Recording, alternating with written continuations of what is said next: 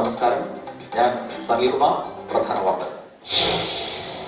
KSRTC സംസ്ഥാന വ്യാപകമായി ഇന്നും സർവീസുകൾ റദ്ദാക്കി. തിരുവനന്തപുരത്ത് മാത്രം വെട്ടിച്ചുരുക്കിയത് 173 സർവീസുകൾ. കേന്ദ്ര സഹായമില്ലെങ്കിൽ KSRTCയുടെ നില ഗുരുതരമാകുമെന്ന് മുഖ്യമന്ത്രി.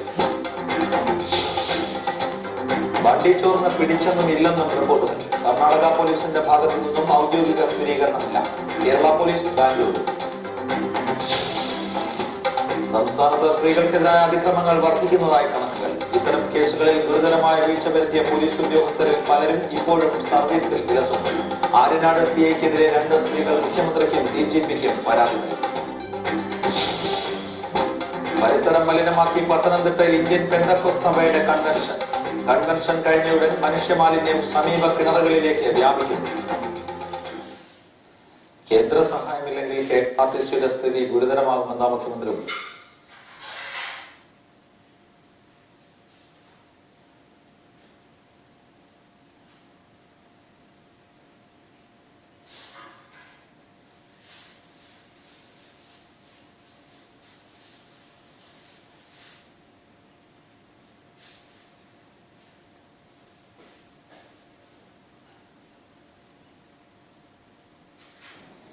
തിരുവനന്തപുരം ആര്യനാട് സർക്കിൾ ഇൻസ്പെക്ടർ നാസറുദ്ദീനെതിരെയാണ് സ്ത്രീകൾ പരാതി നൽകിയിരിക്കുന്നത്.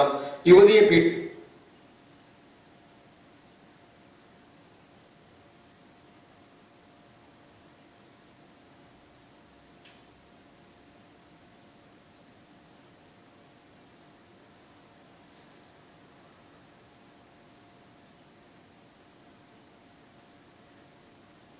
ബിരുദ വിദ്യാർത്ഥിനിയായിരുന്ന നിർഭയ അവസാന വർഷ പരീക്ഷയിൽ 73% മാർക്ക് നേടി. കഴിഞ്ഞ ഡിസംബർ 14 ഡൽഹിയിൽ ബസ്സിനുള്ളിൽ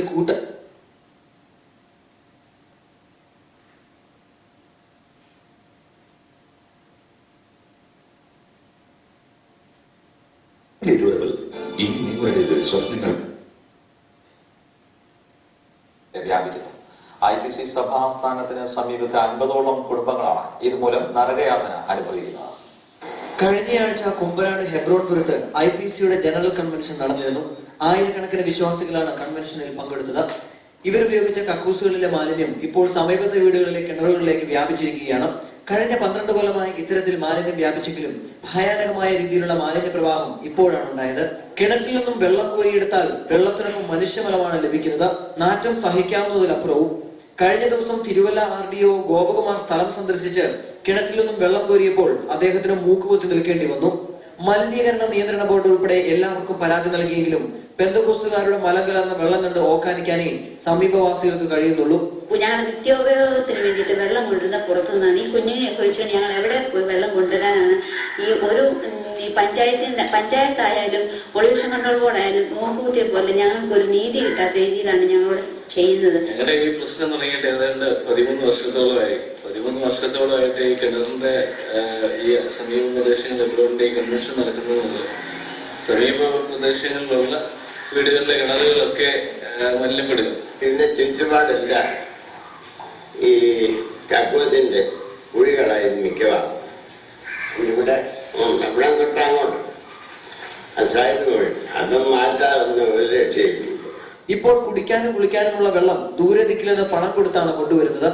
മലിനീകരണ നിയന്ത്രണ ബോർഡോ കോയിപ്പുറം പഞ്ചായത്ത് അധികൃതരോ ഈ പ്രശ്നത്തെ ഇതുവരെയും ഗൗരവമായി എടുത്തിട്ടില്ല. കുമ്പനാട് IPC ജനറൽ കൺവെൻഷന് ശേഷം സബ്ബത്തെ വീടുകളിലെ കിണറുകളിൽ മനുഷ്യ മാലിന്യങ്ങൾ കൊണ്ട് നിറഞ്ഞിരിക്കുന്നു. നടപടിയെടുക്കേണ്ട അധികൃതർ നോക്കുകുത്തിയാവുന്നു. ഹരിയിലന്തു, Surya news, Pathanamthitta. Civil supplies commissioner സ്ഥാനത്ത് നിന്ന് രാജു